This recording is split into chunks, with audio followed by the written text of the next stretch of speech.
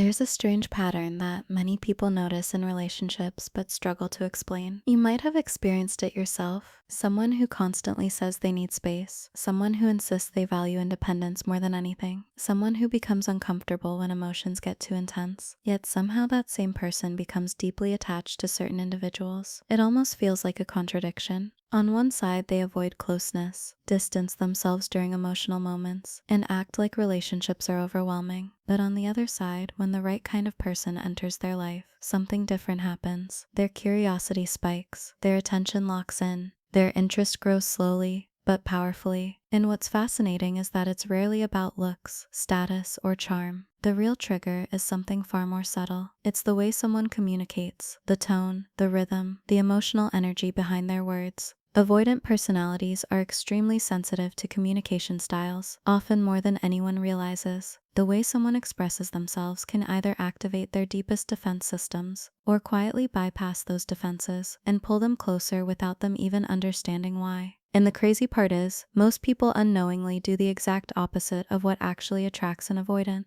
They push harder when they feel distance. They try to explain more, reassure more, talk more, and prove more. But for an avoidant mind, that kind of pressure feels overwhelming, even if the intentions behind it are loving. So they withdraw further, creating that painful push and pull dynamic that leaves both people confused and emotionally drained. But when someone communicates in a certain way, something inside the avoidant changes. Instead of running, they lean in. Instead of shutting down, they stay curious. Instead of feeling trapped, they feel strangely safe. And that's when the real psychological dynamic begins. The reason this pattern exists is because communication isn't just about words. It's about emotional signals. Every sentence someone speaks carries a kind of emotional weight, a pressure level, a subtle message about expectations. Some people communicate in ways that unintentionally trigger alarms inside avoidant individuals. When someone speaks with urgency, emotional intensity, or constant need for reassurance, the avoidant nervous system interprets it as a demand. Even if the person isn't demanding anything directly, the emotional tone alone can feel like pressure, and pressure is the one thing avoidants instinctively escape. It's almost like their mind has an internal radar, constantly scanning for signs that someone might become emotionally overwhelming. If that radar detects too much intensity too quickly, their defenses activate immediately. They create distance, they slow down replies, they change the subject, sometimes they disappear completely. But here's where things get interesting.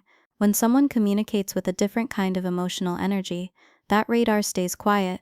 Instead of detecting pressure, it detects calmness. Instead of sensing expectations, it senses freedom.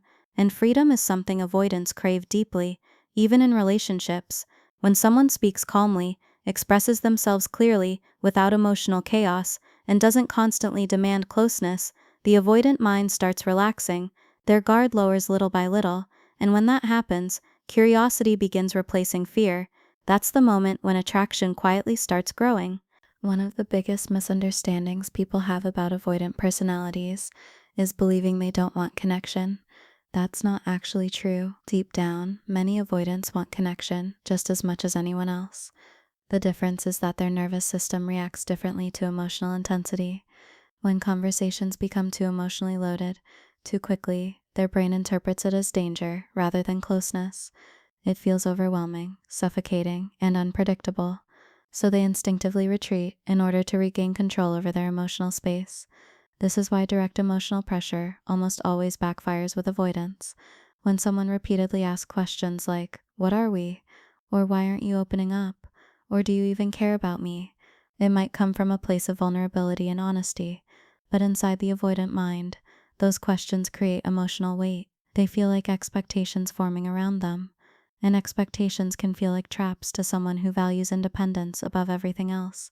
So instead of answering those questions with openness, many avoidants react by creating distance.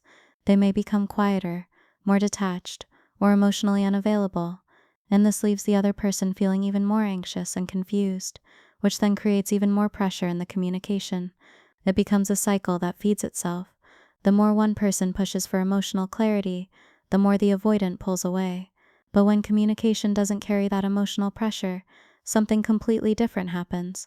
The communication style that tends to draw avoidance closer is surprisingly simple, yet extremely powerful. It's calm, balanced, and emotionally self-controlled. People who communicate this way don't rush emotional intimacy. They don't constantly seek reassurance. They don't flood conversations with heavy emotional discussions right away. Instead, they express themselves in a relaxed and grounded way that feels easy to engage with. Their words don't carry desperation or urgency. Their tone signals that they're comfortable with themselves and comfortable with space. And for an avoidant, that kind of emotional environment feels incredibly safe. When someone isn't trying to force closeness, the avoidant doesn't feel the need to protect themselves. When someone respects emotional space without making it a dramatic issue, the avoidant begins to feel something they rarely experience in relationships: peace. Conversations feel lighter, interactions feel voluntary instead of obligated. And because the avoidant doesn't feel cornered emotionally, their natural curiosity begins to take over. They start wondering about the other person more. They start paying closer attention. They become interested in understanding someone who doesn't behave in the typical high-pressure ways they're used to seeing. It's almost like encountering something unfamiliar but intriguing. The lack of pressure becomes magnetic. Another powerful element of this communication style is emotional self-control. People who can express themselves clearly without letting emotions spiral into chaos create a very different experience for avoidants. When disagreements happen, they stay calm instead of escalating into intense arguments. When misunderstandings appear, they address them without accusations or emotional explosions. And that kind of emotional stability sends a powerful signal to the avoidant mind. It signals predictability. It signals safety. Avoidants often grew up in environments where emotional situations felt unpredictable or overwhelming. So when they encounter someone who communicates with steady emotional control, it subconsciously relaxes their nervous system. They no longer feel like they need to defend themselves or escape the situation.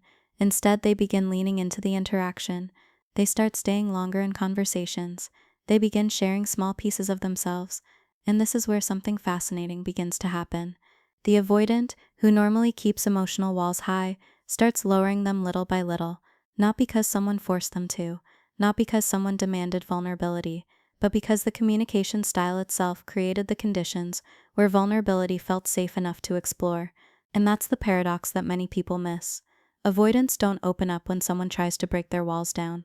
They open up when someone communicates in a way that makes those walls unnecessary. The moment an avoidant feels like they can exist in a relationship without losing their sense of independence, curiosity starts turning into emotional investment. And once that process begins, the connection can grow in ways that even the avoidant didn't expect.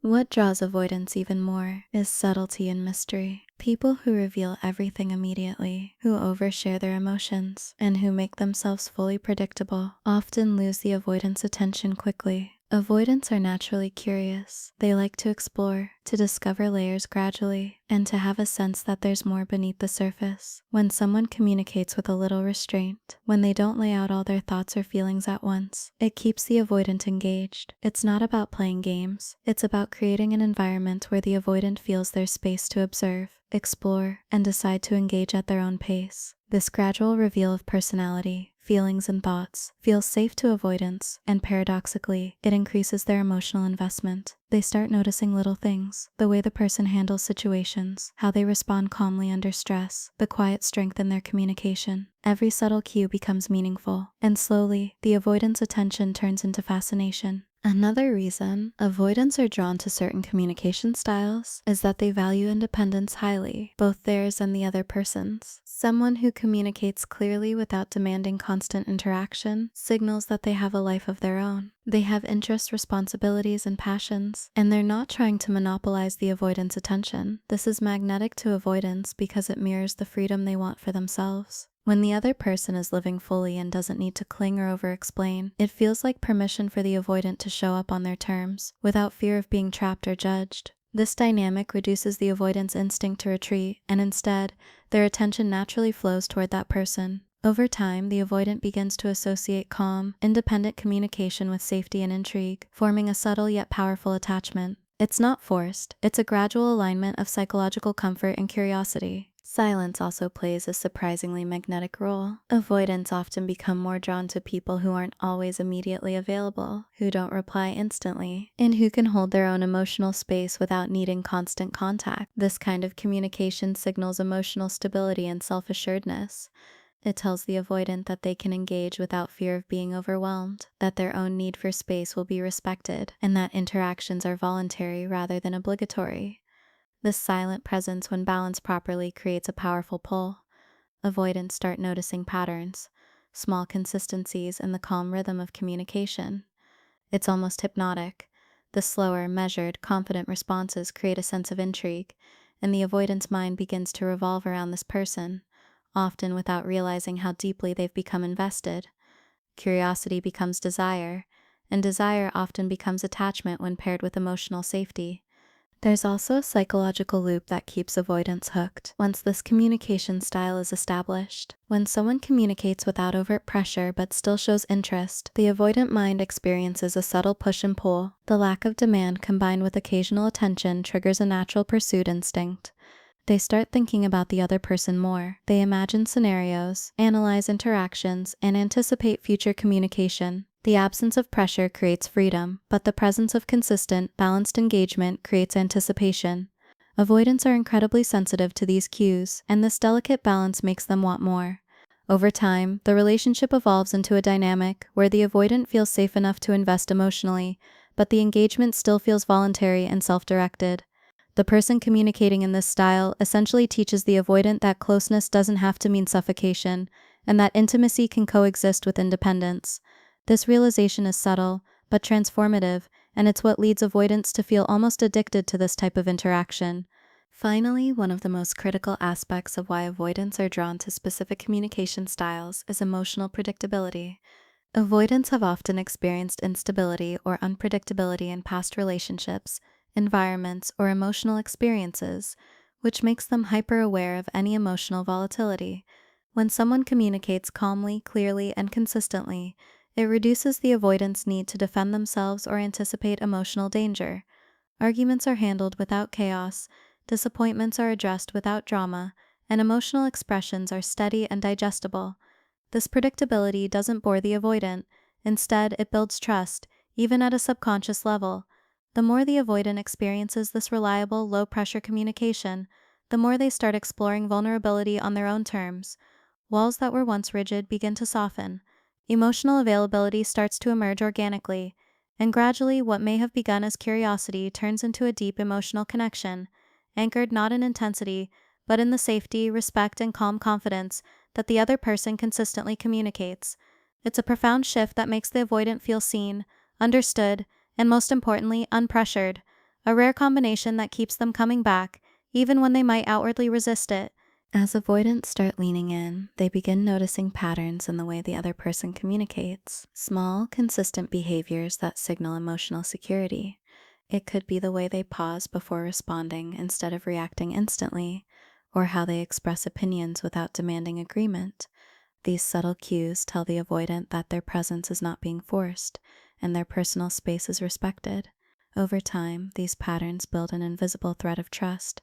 The avoidant begins to associate this person with a sense of calm and stability that they rarely encounter. The attraction deepens, not because of grand gestures or dramatic displays of affection, but because the avoidant feels that their inner rhythm is mirrored and acknowledged.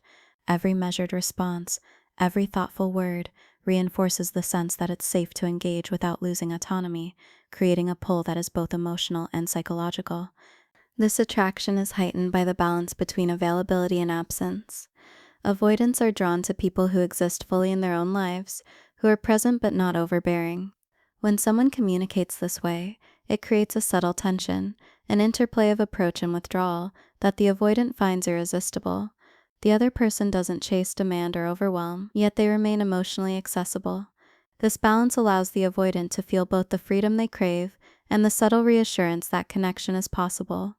It's a psychological paradox. The less someone pressures the avoidant, the more the avoidant is compelled to seek them out. Curiosity transforms into engagement evolves into interest, and interest slowly becomes emotional investment. It's an almost gravitational pull, built entirely on the nuanced way someone chooses to interact, speak, and respond. One of the most fascinating aspects of this dynamic is how avoidants interpret calm confidence as both safety and desirability. People who communicate without anxiety, without over-explaining, and without constant validation signal that they are in control of their own emotions. For an avoidant, who often fears being overwhelmed or losing control of their independence. This is deeply attractive. It's not just about feeling safe, it's about recognizing a kindred sense of self-sufficiency. Avoidants are often drawn to people who demonstrate that they can maintain their own emotional balance, regardless of external circumstances. The subtle confidence in their communication communicates competence, reliability, and emotional resilience, all qualities that avoidants admire and at a subconscious level begin to crave in a relationship. This admiration slowly evolves into a bond that feels almost magnetic, pulling the avoidant toward connection without triggering alarm bells that normally accompany intimacy. The quiet power of subtle validation also plays a pivotal role. Avoidants respond better to acknowledgement that doesn't demand reciprocity or overcommitment. A simple recognition of effort, an understated appreciation of a small action, or a calm acknowledgement of feelings communicates respect and recognition without pressure. Unlike intense praise or overt emotional reassurance, which can feel suffocating, this type of validation is light, steady, and reliable. It reassures the avoidant that they are noticed, valued, and respected, but without the sense that their autonomy is being threatened. Over time, these microaffirmations accumulate, creating a layered sense of security and emotional connection. The avoidant begins to associate the communicator with stability, understanding, and a non-threatening intimacy, which is an incredibly rare combination in their experiences, and one that draws them closer almost effortlessly. Finally, as this relationship pattern continues, avoidants slowly begin experimenting with vulnerability on their own terms. When someone communicates in a calm, independent, and emotionally steady manner, avoidants no longer feel the need to construct walls for self-protection. They start sharing small pieces of their inner world, testing boundaries in safe ways, and exploring emotional intimacy without fear of being engulfed. These steps are gradual and deliberate. The avoidant is cautious, yet deeply engaged. Each conversation, each interaction becomes a microcosm of trust building. The more they experience consistent, low-pressure communication, the more they allow themselves to relax and invest emotionally. What began as curiosity and cautious interest blossoms into a genuine desire for connection, not because the avoidant has suddenly become needy or dependent, but because the communication style they are drawn to provides exactly what they crave most: freedom, respect, and the sense that closeness does not equal loss of self. This creates a profound attachment that feels both exhilarating and safe, a rare emotional equilibrium that avoids the usual highs and lows that would otherwise trigger retreat. Once avoidants begin to feel safe enough to engage, a subtle but powerful loop forms that keeps them emotionally invested. This loop isn't loud or dramatic, it's almost invisible to the outside world, but it's incredibly compelling for the avoidant mind. Every interaction that balances attention with freedom, curiosity with calmness, and availability with independence reinforces the idea that closeness doesn't have to be threatening. They start noticing how this person handles life, how they respond to stress, and how consistent they remain in tone and behavior. Each moment of predictable, low-pressure communication strengthens trust. The avoidant begins to anticipate future interactions with a quiet excitement rather than anxiety. They don't feel trapped, and yet they are drawn in more deeply than they ever expected. It's a slow, almost magnetic process where safety and intrigue combine to create a connection that feels both effortless and intensely engaging. As this dynamic continues, avoidants begin to internalize a new way of interacting with relationships. They learn, often unconsciously, that intimacy doesn't have to feel like suffocation, and that engagement can coexist with independence. This is revolutionary for them because historically, closeness has been linked with pressure, obligation, or loss of freedom. When someone communicates calmly, independently, and confidently, the avoidant starts to experience the possibility of a relationship without constant internal alarm. Their curiosity grows alongside a budding emotional attachment, and they begin to experiment with opening up, testing boundaries, and engaging in small yet meaningful emotional exchanges. Over time, the person they are drawn to becomes a safe haven, a psychological anchor, and a source of fascination, all because of how they communicate, not necessarily what they do. The avoidant mind starts to see that trust and closeness are possible when pressure is absent, creating a dynamic that feels rare, valuable, and addictive. This pattern also explains why avoidants often seem addicted to certain people. It's not about obsession or unhealthy attachment in the traditional sense. It's about the brain recognizing a form of communication that aligns perfectly with their internal needs. When someone communicates in a way that provides freedom while remaining emotionally available, predictability without rigidity, and calm confidence without detachment, the avoidant brain experiences a subtle reward. Curiosity, safety, and emotional intrigue combine to produce a strong desire to engage. Over time, this desire becomes habitual because the avoidant associates these patterns of interaction with comfort, trust, and psychological ease. They seek it repeatedly, not out of desperation, but because it satisfies a deep, often unspoken craving for connection without compromise of independence. This is why avoidants may repeatedly return to people who communicate in this precise way, even when they outwardly claim to need space or resist closeness. Another layer to this dynamic is the role of unpredictability versus consistency. Avoidants are not drawn to chaos. They are drawn to subtle, controlled forms of mystery. Someone who communicates consistently but doesn't reveal everything at once creates just enough intrigue to keep the avoidant curious, but not enough uncertainty to trigger retreat. They are fascinated by the slow unveiling of personality, opinions, and emotional depth. The avoidant's attention becomes deeply focused because every interaction offers insight without pressure.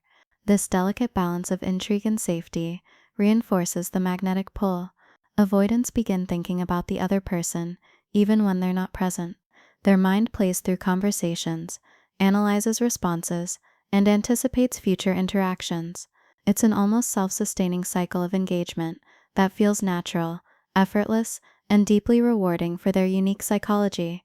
The final element that completes this pattern is the avoidant sense of control. When someone communicates in a way that respects boundaries, allows space, and avoids emotional coercion, the avoidant feels a sense of autonomy even while investing emotionally. They are not being forced into closeness. Instead, they are choosing to engage, exploring the connection at their own pace. This sense of agency is crucial because avoidants fear losing control in relationships. When control is maintained alongside growing emotional connection, the avoidant feels empowered, safe, and increasingly attached. What might look like an addiction from the outside is really a deep alignment between their psychological needs and the other person's communication style. Every calm response, every moment of respectful distance, every subtly validating interaction adds another layer to the bond. The avoidant learns that closeness doesn't have to be suffocating, and that engagement can coexist with freedom. This realization creates a profound, lasting attachment that feels both exhilarating and secure, a rare combination that keeps avoidants coming back again and again. By now, it's clear that avoidants aren't drawn to people randomly. They are drawn to patterns of communication that make them feel safe, respected, and curious. It's not intensity, drama, or constant attention that pulls them in. It's calm confidence, independence, emotional stability, subtle validation, and a healthy balance between presence and absence. These elements combined create a dynamic that the avoidant finds irresistible. Over time, what began as curiosity transforms into emotional investment, engagement deepens into attachment, and the avoidant experiences a connection that is both safe and thrilling. This is why certain people seem to hold a unique power over avoidance. They communicate in ways that perfectly align with the avoidant's deepest needs, providing safety without pressure, freedom without distance, and intrigue without chaos. And understanding this pattern is the key to not only recognizing avoidant attraction, but also creating relationships that are mutually fulfilling, emotionally rich, and sustainable over the long term.